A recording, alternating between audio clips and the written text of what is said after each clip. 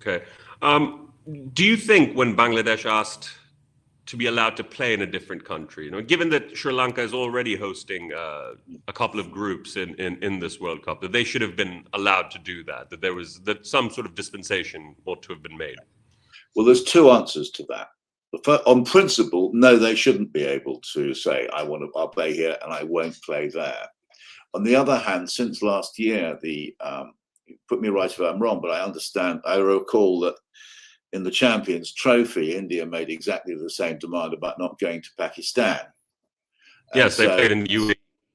And the ICC, which seems to me to be a compromised body in some ways, went along with that. It allowed India to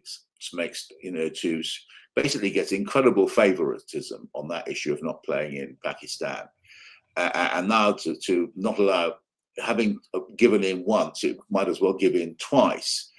But that's two answers. Can I just make a general point here too, because I wrote, as you mentioned, a history of cricket in Pakistan, and laced through the history of post-independence Pakistan and India is these series of political tensions, which led Pakistan not to play India for about 15 years from 1960, and then there was further periods.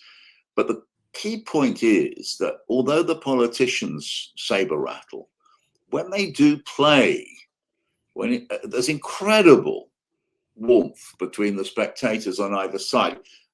For instance, I mean, the story of India's first cricket match in Lahore, when the Pakistan opened the borders quite recently after partition and all of the bloodshed, and the way people were welcomed into the homes of people who their neighbors who had suddenly become Pakistani.